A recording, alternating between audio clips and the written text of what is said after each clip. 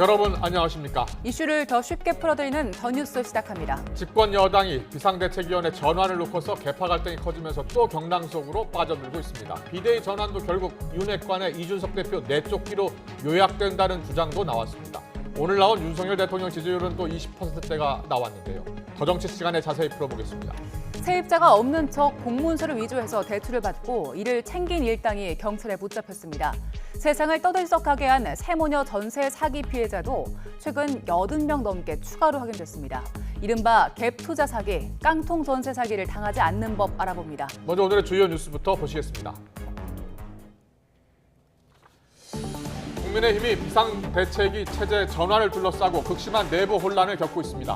당대표 직무 대행에서 물러나겠다고 밝힌 권성동 국민의힘 원내대표가 초재선 중진 의원을 잇따라 만나고 의원총회를 열어 의견 수렴에 나서는 가운데 결론을 낼 수 있을지 주목됩니다. 윤석열 대통령 국정 운영에 대한 긍정평가가 30%대 아래로 떨어졌다는 여론조사 결과가 또 나왔습니다. 이번 주 여름 휴가를 맞은 윤 대통령은 휴양지는 가지 않고 서울에 머물며 전국 구상에 몰두할 방침입니다. 무역 수지가 지난달에 또 적자를 내며 지난 4월 이후 넉 달 연속 적자를 이어갔습니다. 넉 달 연속 적자는 지난 2008년 글로벌 금융위기 이후 14년 만으로 에너지 가격 상승에 따른 수입 증가가 주요 원인으로 분석됩니다. 교육부가 추진 중인 만 5세 초등 입학 학제 개편을 두고 찬반 논란이 가열되고 있습니다. 사교육 걱정 없는 세상 등 19개 교육 관련 시민단체는 잠시 뒤 용산 대통령실 앞에서 개편 추진 철회를 촉구하는 기자회견에 나섭니다. 갭 투자로 집을 산 20, 30대들이 가짜 증빙 서류로 주택담보대출을 받으려다 경찰에 붙잡혔습니다. 적은 투자금으로 사들인 주택을 담보로 여윳돈을 마련해준다는 광고를 보고 범행을 저질렀는데 비슷한 가담자만 수십 명에 달해 경찰이 수사를 확대하고 있습니다. 코로나19 재유행 우려로 서울시내 자치구가 석 달 만에 임시선별검사소를 다시 운영하기로 했지만 늘어난 확진자를 감당하기엔 역부족이란 목소리가 나오고 있습니다. 정부는 비용 부담으로 검사를 기피하는 시민이 늘자 내일부터 증상이 없는 밀접 접촉자의 경우 무료로 신속 항원 검사를 받을 수 있게 하기로 했습니다. 비상대책위원회 체제로의 전환이 가시화되고 있는 국민의힘. 내부 혼란이 극심합니다.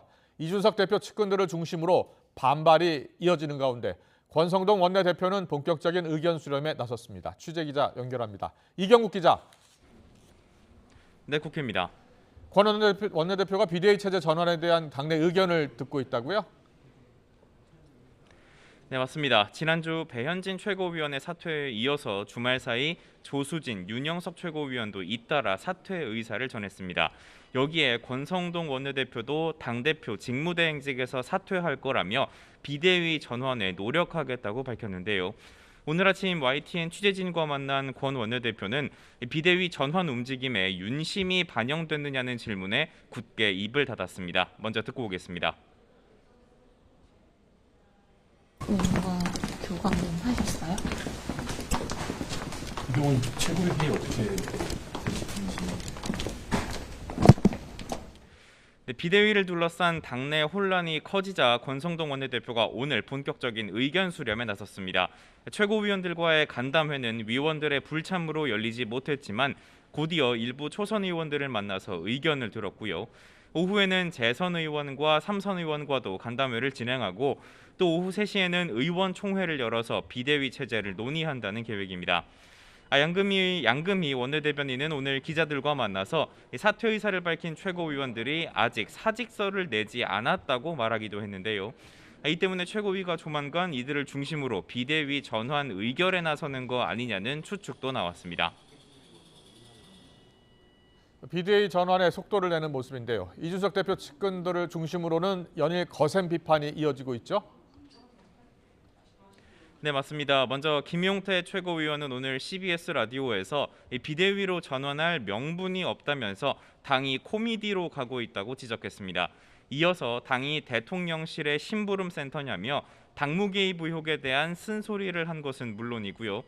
또 권성동 원내대표를 향한 날선 비판도 쏟아냈습니다. 당대표 직무대행직만 내려놓는다는 건 규정상 말이 되지 않는다면서 원내대표직에서도 사퇴해야 한다고 촉구했습니다. 들어보겠습니다. 원내대표이기 때문에 직무대행인데 직무대행만 내려놓는다는 표현이 저는 잘못됐다고 보고요. 이건 리더십을 방기한 거죠. 예. 한기호 사무총장 역시 YTN과의 통화에서 직무대행직만 그만둔다는 말은 앞뒤가 틀렸다며 이 같은 주장에 힘을 싣기도 했습니다. 이와 함께 정미경 최고위원은 이른바 윤핵관들이 비대위 체제를 힘으로 밀어붙이고 있다면서 당이 자멸의 길로 가고 있다고 지적했는데요. 그 배경을 두고는 이렇게 설명했습니다. 들어보겠습니다. 이준석 대표를 내쫓으려고 하는 거였구나. 그게 다 드러났다는 생각이 드는 거예요. 국민들께서도 이제 다 아시지 않겠습니까? 네, 이런 가운데 전국을 다니고 있는 이준석 대표는 SNS에 거듭 당원 가입을 독려하는 글을 올리면서 장외전을 이어갔습니다. 네, 비대위 체제로 전환할 명분이 없다는 비판, 이유가 있을 것 같은데요. 실제로 논란이 이어지고 있는 거죠? 네, 맞습니다. 선거 승리 뒤에도 혼란을 수습하지 못한 국민의힘 결국 이 비상체제로 전환하기로 했는데요. 당장 비대위로 전환할 수 있을지를 두고 논란이 좀 있습니다. 먼저 규정상 비대위원장은 당 대표나 당대표 권한대행만이 할 수 있는 데다 일부 최고위원이 사퇴한다고 해서 최고위가 기능을 완전히 잃었다고 볼 수 있는지를 두고도 해석이 분분한 상황입니다. 또 비대위 의결권이 있는 당 전국위원회의 의장을 맡고 있는 서병수 의원도 권성동 원내대표와 통화했지만 비대위로 전환할 합당한 근거가 없다고 밝혔는데 이 또한 향후 변수로 작용할 것으로 보입니다. 또 비대위 체제로 가더라도 조기 전당대회를 위한 관리형 비대위로 갈지 아니면 당 쇄신을 위한 혁신형 비대위로 갈지를 두고도 당내 이견이 존재하고요. 또 조기 전당대회 시기를 두고도 갈등이 빚어질 가능성이 있습니다. 민주당 반응도 살펴보겠습니다. 여당은 물론 윤석열 대통령까지 한꺼번에 비판하고 있죠? 네, 민주당은 집권당의 복잡한 사정으로 민생 위기 대책 마련이 지연될 수 있다며 우려를 표했습니다. 특히 우상호 비대위원장은 쇄신이든 수습이든 서둘러 하라면서 윤석열 대통령과 차기 당권 주자로 거론되는 안철수 의원을 함께 쏘아붙였습니다. 듣고 오겠습니다. 집권당 내부 사정이 복잡하고 민생 경제 위기가 계속해서 하고 밀려오고 있는데 대통령과 안철수 의원이 한가하게 휴가를 즐기고 있어서 좀 더 답답합니다. 네, 박홍근 원내대표는 윤 대통령이 휴가 기간 국정 대전환의 결정을 내리기를 촉구했습니다. 특히 내각과 대통령실 인사 참사에 책임 있는 인사들을 문책하고 전면적인 인사 개편을 검토할 것을 촉구했습니다. 지금까지 국회에서 전해드렸습니다. 윤석열 대통령 국정 운영에 대한 긍정평가가 30%대 밑으로 떨어졌다는 여론조사 결과가 또 나왔습니다. 한국사회여론연구소 KSOI가 TBS 의뢰로 지난달 29일부터 이틀 동안 전국 만 18세 이상 유권자 1,003명을 대상으로 조사한 결과 윤 대통령 국정 운영에 대한 긍정평가는 28.9%, 부정평가는 68.5%로 나타났습니다. 긍정평가는 전주 대비 3.3%포인트 하락했고 부정평가는 전주보다 4%포인트 올랐습니다. 이번 조사에서 이준석 대표 징계에 관련한 윤 대통령의 의중작용 여부에 대한 질문엔 68.8%가 공감한다고 답했고 25.5%가 공감하지 않는다고 답했습니다. 이와 함께 리얼미터가 지난달 25일부터 29일까지 전국 18세 이상 유권자 2,519명을 상대로 조사한 내용을 보면 윤 대통령 국정 수행 긍정평가는 33.1%로 집계됐습니다. 다만 조사기간 일간지표로 보면 지난달 26일 긍정평가가 38.3%, 29일엔 28.7%로 긍정평가가 20%대로 떨어졌습니다. 자세한 내용은 리얼미터와 KSOI 홈페이지, 중앙선거 여론조사심의위원회 홈페이지를 참조하면 됩니다. 윤석열 대통령이 이번 주 여름 휴가 동안 휴양지는 가지 않는 대신에 서울에 머물면서 전국 구상을 할 예정입니다. 대통령실 관계자는 오늘 브리핑에서 윤 대통령이 사흘가량 지방에서 일정을 보내는 방안을 검토하다가 최종적으로 이같이 결정했다면서 휴가철에 대통령이 움직이면 해당 지역에서 휴가를 즐기는 사람들에게 폐해를 끼칠 수 있다는 점 등을 고려했다고 말했습니다. 대신 서울 서초동 자택에 머물면서 산책도 하는 등 휴식을 취하고 향후 전국 구상을 할 것이라고 전했습니다. 박순애 사회부총리 겸 교육부 장관은 초등학교 입학 연령을 만 6살에서 5살로 1년 앞당기는 방안과 관련해서 해마다 1개월씩 12년에 걸쳐 입학을 앞당기는 방안도 검토할 수 있다고 밝혔습니다. 박 부총리는 오늘 라디오 방송에 출연해 너무나 많은 우려사항이 있다며 선호도가 낮다면 1개월씩 당겨서 사실은 12년에 갈 수도 있겠다고 말했습니다. 휴일 영향으로 어제 코로나19 신규 환자는 4만 명대로 떨어졌습니다. 하지만 확산세는 여전하고 위중증 환자는 2달 반 만에 가장 많았습니다. 취재기자 연결합니다. 신현준 기자. 네, 신현주입니다. 확산세가 조금 누그러지긴 했습니다만 여전히 증가하는 추세인데요. 자세한 현황 전해주시죠. 네, 오늘 0시 기준 코로나19 신규 환자는 44,689명입니다. 휴일 영향으로 전날보다 2만 8천 명 넘게 줄었습니다. 하지만 일주일 전과 비교하면 8,000명 넘게 늘어 1.25배이고 2주 전보다는 18,000여 명 증가한 1.7배로 일주일에 2배씩 느는 더블링까지는 아니지만 확산세는 여전합니다. 유형별로 보면 국내 발생이 44,253명, 해외 유입이 436명으로 해외 유입은 9일째 300명 이상을 유지하고 있습니다. 위중증 환자는 3명 증가한 287명으로 지난 5월 18일 이후 75일 만에 가장 많았습니다. 일주일 전보다는 2배 가까이, 2주 전보다는 3.5배 넘게 증가한 수치입니다.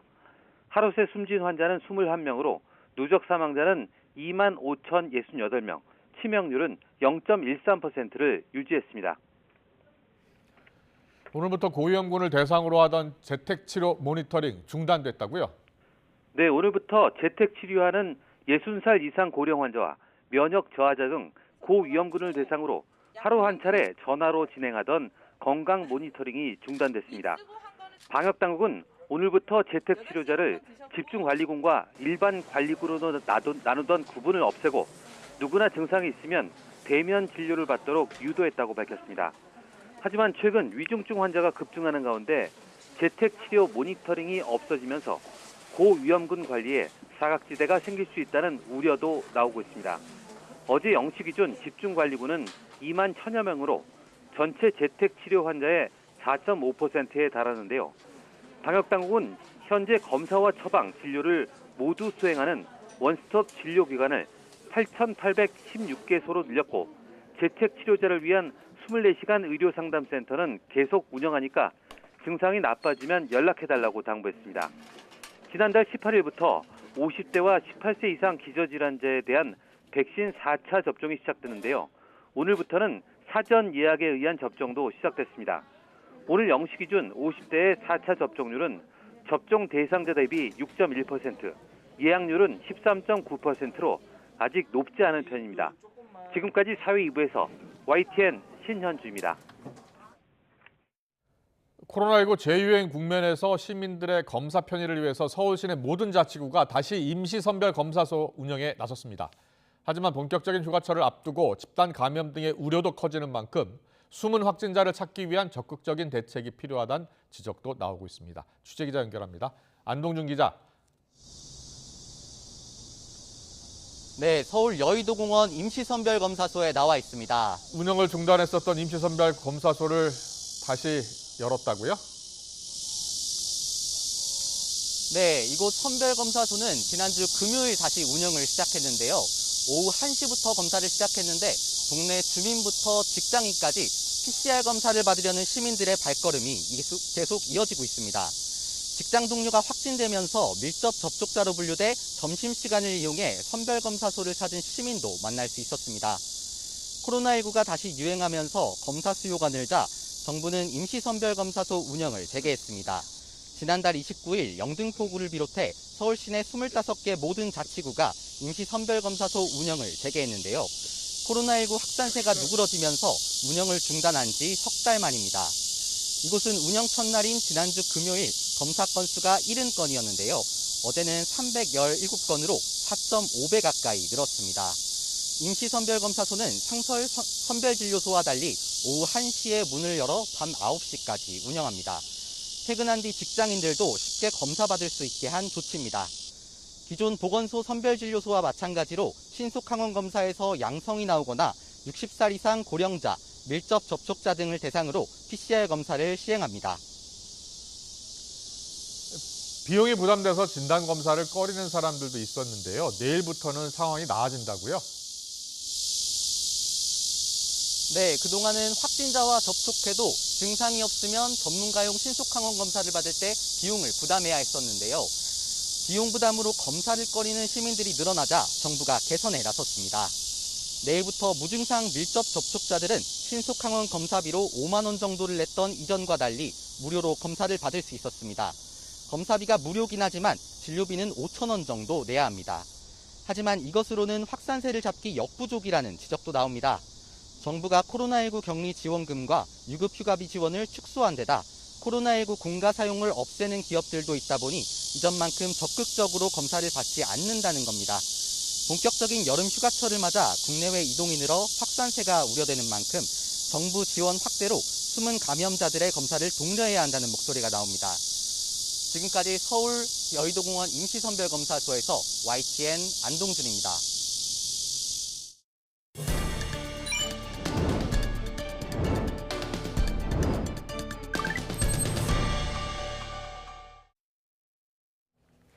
무역 수지가 지난달에 또 적자를 이어가며 지난 4월 이후 넉 달 연속 적자를 기록했습니다. 넉 달 연속 적자는 지난 2008년 글로벌 금융위기 이후 14년 만입니다. 취재기자 연결합니다. 박홍구 기자. 네, 경제부입니다. 7월 수출입 동향이 나왔는데 이번에도 적자라고요? 예, 산업자원부가 발표한 7월 수출입 동향을 보면 수출은 지난해보다 9.4% 증가한 607억 달러로 집계됐습니다. 수입은 21.8% 늘어 653억 7천만 달러를 기록했습니다. 이에 따라 무역 수지는 46억 7천만 달러 적자로 지난 4월 이후 넉 달 연속 적자를 기록하며 올해 누적 적자는 150억 달러가 됐습니다. 무역 수지가 넉 달 연속 적자를 기록한 것은 글로벌 금융위기가 있었던 지난 2008년 6월에서 9월 이후 14년 만에 처음입니다.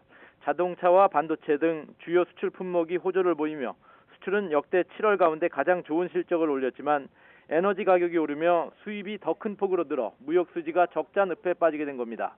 원유와 가스 등 에너지 수입액만 185억 달러로 전체 수입액의 28%를 차지하며 수입 증가세를 주도했습니다. 에너지 수입액은 지난해와 비교해 90.5%, 2배 가까이 증가했습니다. 우리나라 수출의 4분의 1을 차지하는 중국에 대한 수출은 지난해보다 2.5% 줄며 5억 7천만 달러 무역 적자를 보였습니다. 대중 무역 수지가 석 달 연속 적자를 보인 것은 1992년 이후 30년 만입니다. 산업부는 수출이 6월 이후 한 자릿수 증가율에 머물고 있어 수출 성장세 둔화와 무역 적자 확대에 대한 우려가 커지고 있다고 밝혔습니다. 지금까지 경제부에서 YTN 박홍구입니다. 한때 리터당 2,100원대까지 올랐던 휘발유 값이 4개월 만에 1,800원대로 내려왔습니다. 하지만 경유값은 러시아산 경유 수출 제한의 영향을 받아서 여전히 고공행진을 이어가고 있습니다. 취재기자 연결합니다. 박병원 기자. 네, 경제부입니다. 휘발유 값이 1,800원대로 떨어졌다고요? 네, 지난달부터 유류세 인하폭이 30%에서 37%로 확대되면서 전국의 주유소 휘발유 평균 가격이 리터당 1,800원대까지 내려갔습니다. 석유공사 유가 정보를 보면 현재 휘발유 가격은 1,891.42원, 경유는 1,977.79원입니다. 이는 유류세 추가 인하 시행 이전인 6월 30일과 비교해 휘발유는 약 252원, 경유는 190원 낮아진 것입니다. 휘발유 가격이 1,800원대에 진입한 것은 지난 3월 9일 이후 처음입니다. 하지만 경유값은 우크라이나 사태와 관련한 대러시아 제재로 유럽의 러시아산 경유 수입이 일부 제한되면서 내림폭이 작았습니다. 국제 경유 가격이 고공행진을 이어가면서 국내에서도 당분간 휘발유 가격을 웃돌 것으로 보입니다. 정유사의 주유소 공급 가격은 유류세 추가 인하와 국제 석유 제품 가격 하락으로 지속적인 하락 추세에 있습니다. 산업부는 정유사 주유소 시장 점검단을 꾸려 지금까지 10차례 현장 점검에 나섰습니다. 또 국내 유가 1일 모니터링을 지속하면서 매주 정유 주유업계와 회의를 열어 시장 상황을 파악하고 가격 인하를 추진할 것으로 알려졌습니다. 지금까지 경제부에서 전해드렸습니다. 8월 1일, 오늘이 원유 가격 협상 시한 마지막 날입니다. 낙농업계는 정부의 원유 차등 가격제 도입 추진에 반대하며 전국 릴레이 집회를 열기로 했습니다. 정부와 낙농업계가 의견차를 좁히지 못해서 원유값 결정 협상은 지난달 28일자로 무기한 중단됐습니다. 그렇다면 원유 가격은 어떻게 결정될까요? 우유는 바로 마시는 음용유, 그리고 치즈나 버터를 만드는 가공유로 나뉩니다. 지금은 용도와 관계없이 생산비에 따라서 가격을 책정하는데요. 이에 따라 음용유와 가공유의 원유 가격은 1리터에 1,100원 정도로 갔습니다. 생산비가 상승하면서 우유값도 계속 올랐습니다. 지난 2001년에는 1리터에 629원이었지만 2020년에는 1,083원으로 가격이 올랐는데요. 그런데 1인 우유 소비량 같은 기간 36.5kg에서 31.8kg으로 줄었습니다. 출산율 감소로 아이들 수가 줄면서 수요도 감소한 겁니다. 대신 치즈나 버터 같은 우유 가공품은 많이 팔리고 있습니다. 이렇게 우유 소비 구조가 변했기 때문에 정부는 가공유의 가격을 낮춰서 국산 우유 소비를 늘리자며 원유 차등 가격제를 제안한 겁니다. 정부 안에 보면 음용유는 1리터에 1,100원을 그대로 유지하고 가공유는 800원 정도로 가격을 내리는 게 핵심입니다. 하지만 낙농업계는 반발합니다. 최근 국제 곡물값 급등으로 사료 가격이 크게 올랐고 또 1kg에 300원 하던 수입 검초는 600원이 넘었습니다. 젖소 한 마리 키우는 비용이 크게 오른 거죠. 정부가 사료값을 일부 지원해주겠다고 나섰지만 농민들은 반대 목소리를 굽히지 않고 있습니다. 벌써 생산비 자체가 900원대, 800원, 900원이 넘어간 시점에서 800원짜리 가공유를 한다는 것 자체가 말이 안 되는 거거든요. 현실적으로 저희 입장에서는 그 금액으로 납품한다는 거는 마이너스라고 보면 될 것 같습니다. 낙농업계는 구조적인 문제, 높은 유통 마진도 지적합니다. 국내 유통 마진은 2019년 기준 38%에 달하는데 미국은 약 8%, 그리고 일본은 약 11에서 17% 수준이란 겁니다. 이런 문제를 먼저 해결해야 한다고 언급하는 낙농가들은 최근 우유 납품 중단까지 거론했습니다. 실제로 지난 2011년 낙농가들이 가격 인상을 요구하면서 원유 90%의 공급을 하루 동안 중단하는 일이 벌어졌습니다. 만약 우유 공급이 또 중단된다면 우유 대란이 일어날 가능성도 있습니다. 우유는 버터나 치즈 등 유제품과 커피, 아이스크림, 또 빵까지 굉장히 광범위하게 활용되죠. 우유 공급이 차질을 빚으면 관련 제품의 물가 상승을 부채질할 수도 있습니다. 소비자들이 정부와 낙농가들의 협상을 주의 깊게 살펴보는 이유입니다. 자, 이제 경제 뉴스 하나 더 보겠습니다. 물가 상승이 계속되면서 중소기업의 실질 임금은 하락하고 있습니다. 여기에 구인난도 갈수록 심해지고 있는데 여름 휴가가 끝나고 본격화할 노동계 하반기 투쟁까지 겹치면 임금 인상 압력은 더 거세질 걸로 보입니다. 김연아 기자의 보도입니다. 하루하루 치솟는 물가에 장보기도 기름 채우기도 겁나는 내일. 월급도 평균 5.1%, 17만 4천 원이 올랐지만 인플레이션 때문에 빛이 발했습니다. 물가는 약자들에게 더 가혹합니다. 대기업 근로자의 경우 임금이 8.1%, 상용직은 5.3% 오르면서 물가 인상에도 버텨냈지만 중소기업 임금은 4.1%, 임시일용직은 2.7% 오르는 데 그치면서 실질 임금이 각각 1.3%, 2.7%씩 감소했습니다. 노동계는 이미 하반기 투쟁 목표로 임금 대폭 인상을 통한 실질 임금 회복을 내걸고 정부를 압박하고 있습니다. 월급 빼고는 다 오른 이 불평등 세상이 노동자들이 투쟁을 하실 수밖에 없도록 만들고 있습니다.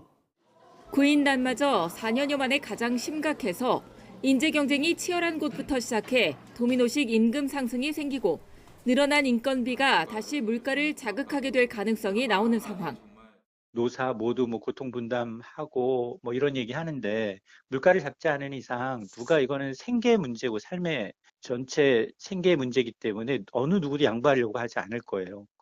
정부는 기업 부담과 경기 침체를 이유로 급격한 임금 인상에 부정적이지만 물가 안정을 위해 꺼내든 유류세와 관세 인하 효과마저 미진한 가운데 러시아의 연료 통제 등으로 겨울이 다가올수록 물가가 더욱 요동칠 가능성도 있어서 고민이 깊어지고 있습니다. YTN 김연아입니다.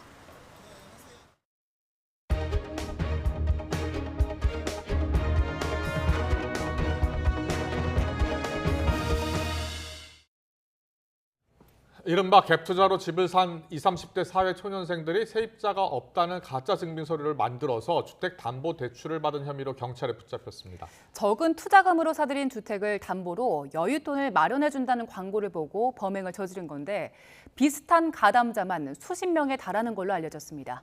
임성재 기자의 단독 보도입니다. 대부업체 사무실에 들이닥친 경찰관들이 자리에 앉아있는 여성을 체포합니다. 몇 시간 뒤 같은 사무실에서 또 다른 남성도 경찰관 고지를 받고 연행됩니다. 공문서 이름이 사기 대출 이런 거 체포합니다. 여러가 사임할 수 있고. 지난 6월 30대 A씨와 20대 B씨가 공문서를 위조해 주택담보대출을 받은 혐의로 경찰에 체포됐습니다. 이들은 자신이 소유한 빌라를 담보로 대부업체에서 각각 1억 1천만 원과 4천만 원을 대출받으면서 세입자가 없는 것처럼 전입세대 열람 내역서를 위조한 혐의를 받습니다. 주택을 보유하고 있더라도 임대차 계약 세입자가 있으면 최우선 변제권 순위에서 밀린다는 이유로 담보대출을 받기 어렵기 때문에 문서를 거짓으로 꾸민 겁니다. 세입자가 있으면은 대출을 나가기가 어렵죠. 당연히 안 하죠. 왜냐하면 뭐 그게 나중에 경매로 진행이 된다라고 하더라도 저희가 원금 상환할 수 있는 방법이 아예 없으니까. 경찰 조사에서 A씨와 B씨는 적은 투자금으로 세입자가 있는 주택을 매입한 뒤 급전이 필요한 갭 투자자에게 여윳돈을 마련해준다는 광고를 보고 범행을 모의하게 됐다고 진술했습니다. 광고를 보고 찾아간 텔레그램 대화방에선 브로커가 범행 수법을 알려주고 위조 문서도 직접 만들어준 뒤 대가로 대출받은 금액의 절반 정도를 송금받은 것으로 전해졌습니다. 위에 사람들이 받은 거에 수수료 50% 챙겨가고 저는 60% 줬거든요. 근데 텔레그램이랑 전화번호밖에 모르는데. 하지만 두 사람이 체포됐을 당시 휴대전화에 남아있던 문제의 텔레그램 방은 이미 모두 사라진 상황. 경찰이 운영자를 파악한 결과 휴대전화와 계좌는 다른 사람 명의의 대포폰과 대포 통장인 거로 파악됐습니다. 경찰은 사라진 텔레그램 방에서 불법 대출을 시도한 사람만 수십 명에 달한다는 진술을 토대로 브로커와 추가 가담자를 추적하는 등 수사를 확대하고 있습니다. YTN 임성재입니다. 네, 지금 보신 것처럼 얼마 전에 있었던 세모녀 사기 사건과 아주 닮았습니다. 편법 깡통 전세 계약도 최근에 기승을 부리고 있습니다. 정부도 전세 사기 강력 대응을 예고하고 있지만 수법을 모르면 걸려들 수도 있습니다. 네, 전세 사기 당하지 않는 법 전문가에게 알아보고 또 부동산 시장 동향도 살펴봅니다. 권순형 건국대 부동산대학원 겸임 교수와 함께합니다. 어서 오세요. 어서 오세요. 네, 안녕하세요. 안녕하세요. 갭 투자 주택담보대출 사기 이 피해자가 계속 늘고 있어요. 자, 이게 어떤 맹점이 있을 것 같아요. 그러니까 이번 건은 네. 이 사람들이 갭 투자를 한다라고 사람을 모집하고 난 다음에 그 모집된 사람들한테 불법적으로 주택담보대출을 또다시 받게 만든 거예요. 근데 문제는 그 집에 세입자가 살고 있는데도 살고 네. 있지 않다라고 전입세대 확인 증명원을 공문서를 위조를 해서 대부업체로부터 주택담보대출을 추가로 받아서 그걸 나눠 가진 거죠. 그러니까 명백한 사기 행위라고 볼 수 있을 것 같습니다. 네. 그 대부업자가 그 사기 서류를 확인을 안 했나 보죠? 전입세대 열람원이라는 서류를 공문서를 위조했는데 전입세대 열람원은 계약 당사자들이나 또 이 물건이 경매로 나왔으면 경매 참여자들이나 그다음에 감정평가사, 신용기관들이 뛸 수가 있는데 이 대부업체에서 대출을 해주면서 대출을 받는 사람한테 서류를 가져오라고 요구를 했고 이 맹점을 알고 있었던 거죠. 그렇군요. 자기들이 확인해야 될 서류를 자기들이 확인하지 않고 가져오는 것만 가지고 확인했다가 사기가 만들어진 거라고 볼 수 있습니다. 네. 그런데 이런 사기가 지금 개인 차원이 아니라 굉장히 조직적으로 움직이고 있어서요. 이런 경우는 어떻게 단속을 해야 됩니까?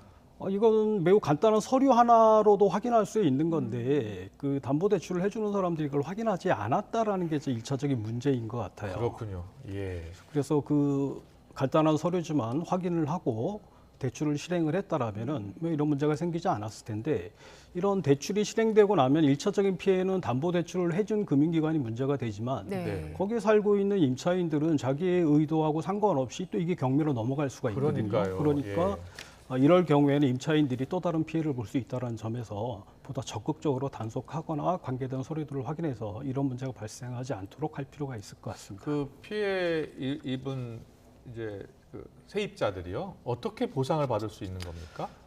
일단 이 사기 대출하고 세입자의 권리는 좀 분리해서 봐야 되는데 이게 자기가 확정 일자를 받았거나 전세권을 설정하고 있다라면 이 사기로부터는 직접적인 피해는 받지는 않을 거예요. 그런데 그게 안 돼 있는 경우는 혹시 그 다른 전세 임차인들이 세입자들이 피해를 받을 수 있을 텐데 이번 사기 사건의 일차적인 피해자는 대출을 해준 금융기관들이 문제가 되고 또 그들이 대출금을 회수하기 위해서 경매를 넣게 된다면 아무 잘못도 없는 세입자들이 다시 경매 진행에 따라서 또 다른 불이익을 볼 수 있는 우려가 있다 이렇게 정리할 수 있을 것 같습니다. 그럼 확정일자를 받아놓은 분들은 그 대부 업체보다 선순위권 아닙니까? 당연히 선순위권을 가지고 있는 것이고요. 그래서 이번에 전입세대 열람원을 확인하지 않고 대출을 해줬다라는 게 사람이 전세권을 설정하거나 확정일자를 가지고 살고 있는 사람들이 있으면 그 금액을 확인하고 대출 금액을 결정을 했을 텐데 그걸 확인하지 않고 결정했기 때문에 자들이 선순위에 있다고 생각해서 대출금을 더 많이 해준 거죠. 그래서 문제가 생기는 겁니다. 그리고 요즘에 깡통 전세에 대한 걱정도 많은데 세모녀 전세 사기 사건 지난달에만 해도 또 85명이 추가로 피해자가 확인이 됐고 그럼에도 불구하고 계속 비슷한 사기들이 발생을 한 것 같아요. 최근에 이 전세 깡통 전세와 관련해서 우리가 좀 주목해 볼 필요가 있는데 이게 단순하게 매매 가격이 떨어지고 전세 가격도 이렇게 떨어지면서 발생하고 있는 임차인 그 보증금 반환이 어려워지고 있는 문제도 포함하고 있지만 이 내부적으로 들여다보고 있으면 이 사건이 애초부터 의도된 사기일 가능성도 있다라는 점에 대해서 좀 주의를 할 필요가 있을 것 같아요. 그러니까 이 수법이라는 것들이 크게 나눠보면은 전세 보증금 반환 보험에 가입할 수 있는 경우와 가입되지 않은 경우 이렇게 나눠볼 수가 있을 것 같은데 전세 보증금 반환 보험에 가입을 로스하고 있는 이 깡통 전세 문제는 신축 주택이 신축 다세대 주택이나 이 도시형 생활주택 같은 경우들은 주택의 공시가격을 책정할 수가 없어요. 그렇군요. 그래서 이 공시가격이 확정돼 있지 않으니까 이 가격이 얼마쯤 할 것인가를 감정평가를 하게 되는데 이 감정평가금을 굉장히 높게 잡는 겁니다. 그렇군요. 그러면 예를 들어서 시세가 3억인데 감정평가 금액을 4억이나 5억 정도로 잡으면은 전세 자금이 한 70% 80%까지는 안전하니까 4억까지 전세가 되는 거예요. 그러니까 전세 보증금 반환 보험이 4억 정도 시세는 전세가 3억인데 전세를 4억이라고 해도 보증금 반환 보험에 가입하는 경우가 생기게 돼요. 그래서 사람들은 그걸 믿고 들어가게 되는데 그분들은 문제가 없는데 이 시세가 전세 시세가 주변보다 훨씬 높게 책정이 돼 있는 거죠. 근데 다만 전세 보증금 반환 보험이 되는 거예요.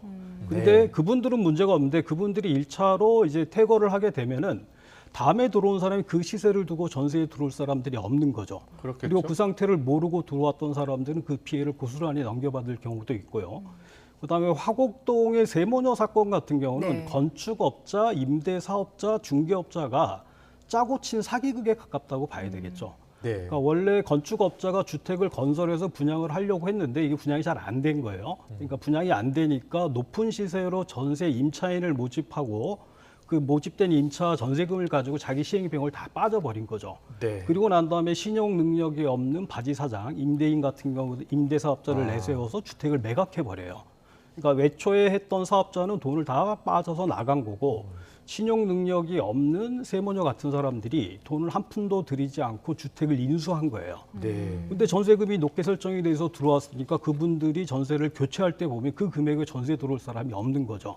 그러니까 이 사람들이 자기 보증금을 반환하지 않고 파산 신청을 해버리면은 그때 전세 임차인으로 들어왔던 분들은 다 문제가 생기는 경우가 발생하고 있는 거고 지금 주택도시기금에서 주로 전세금 보증 반환 보험을 가입해주고 있는데 이미 그쪽에서 문제가 생기고 있다라는 거예요. 그래서 지금 이제 그쪽에서 임대인이 전세금 보증보험을 반환하지 못하면은 허그가 대신해서 대위 변제를 해주거든요. 네. 그 돈 세금이에요. 그렇겠죠. 그러니까 결국 세금을 가지고 못된 임대인들의 그 사기 행각에 대해서 백업을 하고 있다든지 이런 문제가 생기는 거고, 또 심각한 경우는 전세금 보증보험에 가입되지 않은 경우들 같은 경우는 그 고스란히 그 피해가 세입자에게 가고 있다라는 점에서 매우 심각한 문제라고 봐야 됩니다. 최근에는 이제 매매 가격도 하락하고 있기 때문에 깡통 전세가 많이 발생하고 있잖아요. 이런 피해자들이 더 늘어날 수도 있겠는데요. 상당 기간 더 늘어날 가능성이 훨씬 더 높다고 봐야 되겠죠. 예. 이 원인들을 보면은 사람들이 이런 문제, 사기에 휘말리는 이렇게 과정들을 보면은 일단 저금리 때문에 전세자금 대출을 많이 해줬어요. 그러니까 전세에 대한 수요가 높았고 전세자금 대출을 해주니까 무리한 금액이라도 전세를 받아서 들어가서 사는 것이 월세를 내고 사는 것보다 낫다고 생각을 한 거죠. 다들 그렇게 생각하죠. 예. 근데 최근에는 전세자금 대출 금리도 많이 올랐거든요. 네. 그러니까 전세자금을 받는 것들이 별로 이전에 비해서 그 자기한테 도움이 되지 않아요. 그래서 월세를 선호한다든지 이런 현상들이 나타나고 있으니까 기존의 전세 세입자를 맞추는 것이 더 어려워진 거예요. 특히 시세보다 더 비싸게 전세를 놓은 경우, 이런 깡통 전세 같은 경우는 주택 가격도 하락하면은 그만큼 그 전세 가격에 임대할 가능성들이 낮아지고 있기 때문에 이 깡통 전세 문제들은 점점 이 추이가 기록된다면 확대될 가능성이 높다고 봐야 돼요. 걱정입니다. 그러면 새로 집을 알아보는 분들 같은 경우에는 이게 주변 시세보다 너무 높으면 위험하다고 하셨잖아요. 네. 주변 시세를 좀 확인하고 비교해 보면 되는 겁니까? 1차로 해야죠. 근데 이 사건이 깡통 전세 문제가 생기는 사건들의 공통점이 뭐냐 하면은 이게 신축 주택에 있다라는 거예요. 그래서 신축 주택 같은 경우는 주택의 공시가격이나 이런 게 나오지가 않거든요. 또 감정가를 믿지 말아야 된다고. 아니, 감정가가 아니라 국토부가 고시하고 있는 공동주택 공시가격이라는 제도가 있는데 그 전세금 보증보험에 반한 기준들은 그 가격을 기준으로 해요. 근데 이제 그 가격은 신축되는 상태에선 바로 고시가 되지 않는다라는 거죠. 그러니까 그걸 확인할 방법이 없어요. 또 매매 거래는 거래가 이루어져야지만 그 신축 주택의 거래 가격이 나오는데 신축되니까 거래가 이루어진 게 없죠. 그것이 확인되지 않는 곳에서 이러한 문제들이 주로 발생하고 있는 것이고, 설사 신축 주택이라더라도 그 주택의 매매 가격이나 전세 가격이 안정권이냐 이런 문제들은 결국 임차인 분들이 주변 지역에 비슷한 유사한 조건을 가지고 있는 주택의 매매 가격이나 전세 가격들을 조사를 해서 그거보다도 훨씬 월등히 높게 전세 가격이 책정이 돼 있다라고 한다면 그런 문제가 발생할 위험이 있다라는 점에서는 조심할 필요가 있을 것 같습니다. 조심해야겠네요. 예, 알겠습니다. 몇 가지 더 여쭤볼게요. 부동산 전문가시니까. 올 상반기 아파트 매매 건수가 18년 만에 최저치를 기록했다고 합니다. 부동산 하락세가 이제 속도를 내고 있는 겁니까? 주택시장에서 거래량은 일반 주택 가격의 선행지수로 성격을 가지고 있습니다. 그래서 주택의 매매가 막 올라가면 거래가 증가하게 되면 일정 시간이 있다가 가격의 고점을 형성하고 반대로 주택 거래량이 감소하면 일정 기간이 있다가 주택의 가격이 낮아지는 걸로 나타나죠.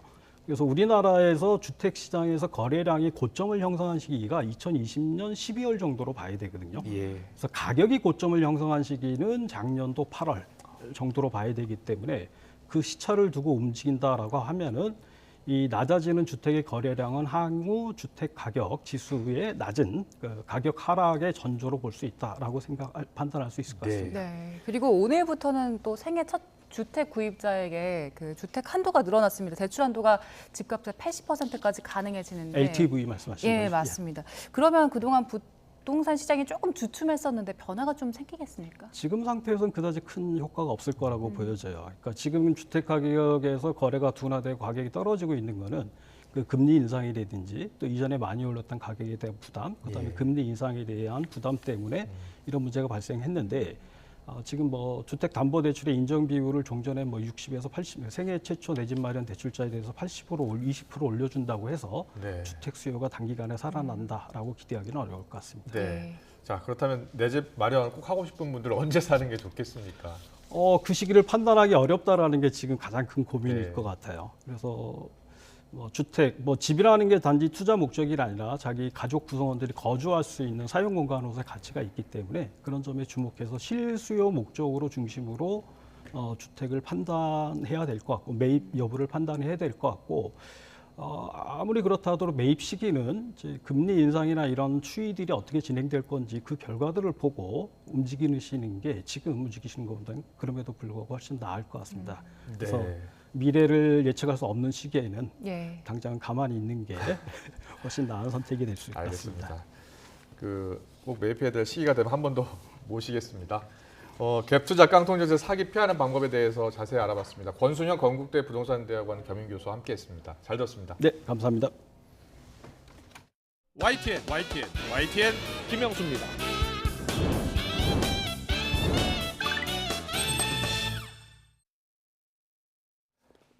세계 도시정상회의 참석자 싱가포르를 방문하고 있는 오세훈 서울시장이 용산 정비창 부지에 이어서 종로의 낙후된 세운지구도 초고층 복합단지로 개발하겠다고 밝혔습니다.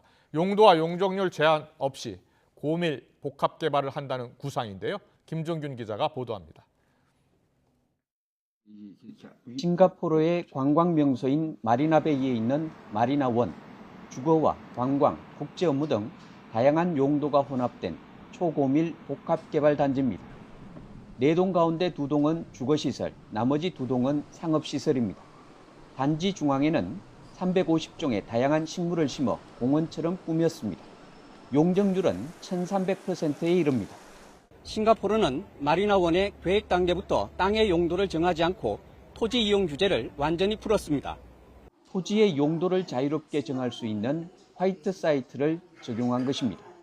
오피스나 호텔 상업시설만 이렇게 덜렁하는 것보다는 주거랑 이런 서비스 아파트 이런 시설을 믹스를 함으로써 도심 공동화 현상 같은 거를 막을 수 있는 거죠. 독특한 외관을 자랑하는 마리나베이 샌즈도 화이트 사이트가 적용된 사례입니다. 마리나원을 찾은 오세훈 시장은 용산 정비창 부지에 이어 서울 구도심의 낙후된 세운지구도 용도와 용적률 제한 없이 유연하게 복합 개발하겠다고 밝혔습니다. 화이트 사이트 제도의 장점을 앞으로 우리가 도시계획을 하는데 예를 들면 용산이라든가 또 세운상가라든가 하는 곳에 적용할 수 있으면 좋겠다. 오 시장은 또 서울이 세계 5대 도시로 도약하기 위해서는 도심복합개발 특례법 제정이 절실하다고 강조했습니다. 싱가포르에서 YTN 김종길입니다. 서울시 공공자전거 따릉이는 도입된 지 8년째인데 서울시 최고의 정책으로 꼽힐 만큼 인기가 높습니다. 그런데 막상 근처 정류장에는 자전거가 없거나 기껏 찾은 자전거가 고장난 경우가 적지 않다고 하는데요. 왜 그런 건지 강민경 기자가 현장으로 나가봤습니다. 서울 시민 3명 가운데 1명이 이용하는 따릉이. 이제 도로에서도 한강공원에서도 따릉이를 발견하는 건 어려운 일이 아닙니다. 어플리케이션을 깔고 1,000원만 내면 누구나 이용할 수 있고 대여하고 반납하는 장소에도 제약이 없다 보니 만족도가 높습니다.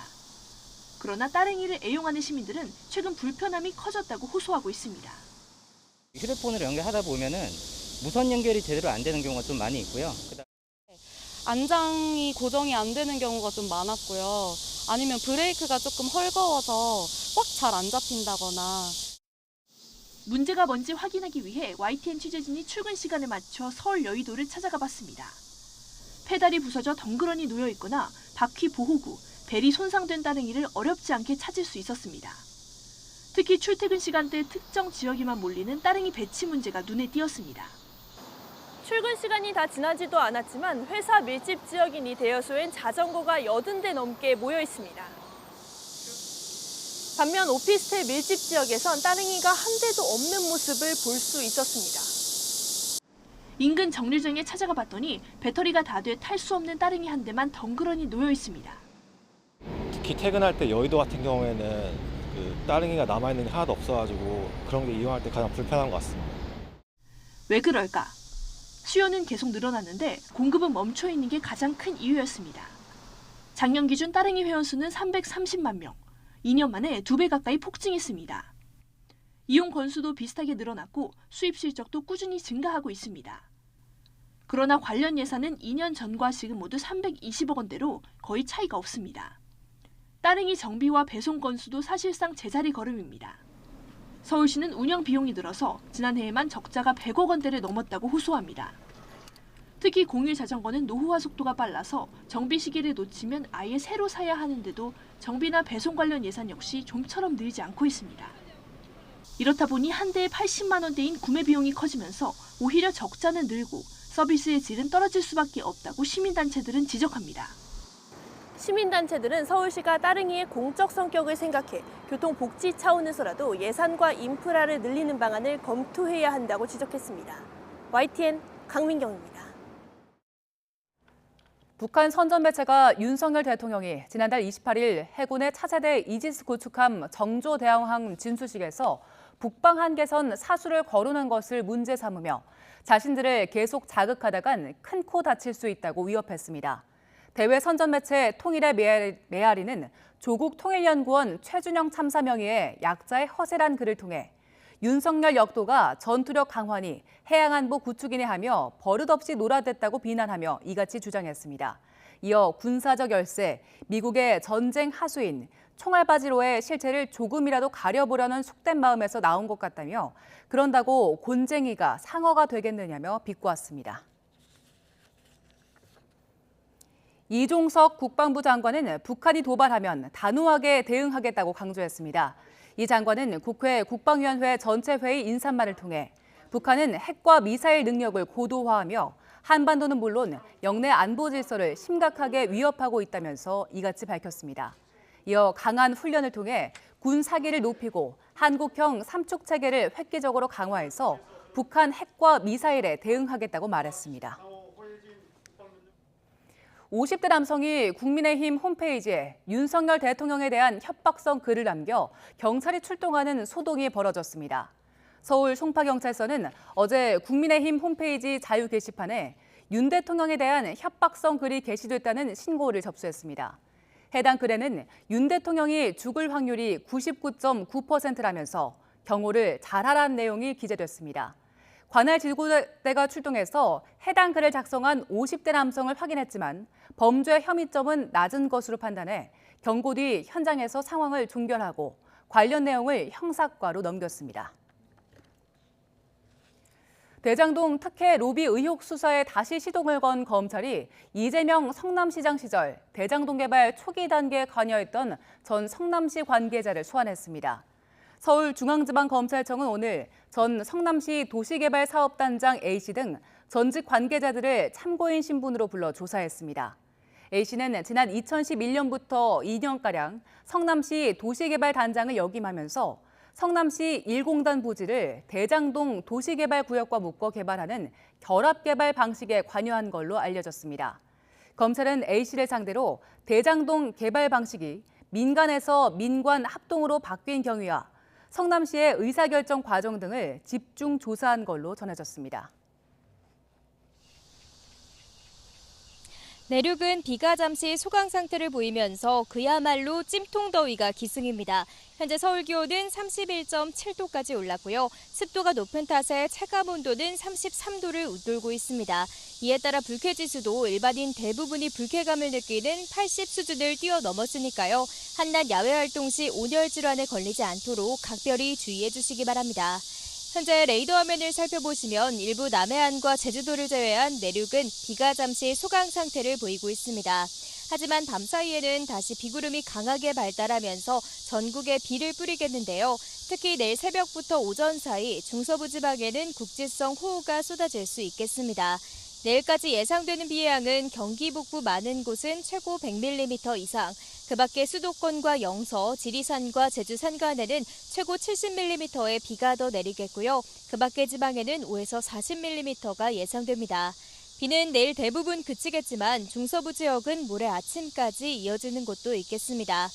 그제부터 지금까지 제주 산간을 중심으로 물폭탄이 쏟아졌습니다. 제주도 삼각봉에는 무려 871mm, 전남 구례에도 207mm의 큰 비가 내렸고 지리산에도 200mm가 넘는 누적 강우량이 기록됐습니다. 또 서울 도봉구에도 109mm의 많은 비가 내렸습니다. 낮 동안 비가 소강 상태를 보이면서 충청 이남 지방에는 다시 폭염주의보가 내려진 가운데 현재 서울 기온 31.7도, 대전 32.3도, 대구는 31.2도까지 올라 있습니다. 당분간 이렇게 밤낮 없는 무더위가 기승을 부릴 전망입니다. 남해안 지역에는 초속 15m 안팎의 강한 바람과 함께 너울성 파도가 높게 일겠습니다. 해안가 접근을 자제하는 등 안전사고에도 각별히 주의해 주시기 바랍니다. 지금까지 YTN 윤수빈입니다. 집권 여당이 비상대책위 전환을 놓고 개파 갈등이 커지면서 또 경랑 속으로 빠져들고 있습니다. 비대위 체제는 결국 윤핵관의 이준석 대표 내쫓기라는 주장까지 나오고 있습니다. 이런 상황에서 오늘 나온 윤석열 대통령 지지율 역시 20%대가 나왔습니다. 잠시 더 뉴스 2부에서 자세히 알아봅니다.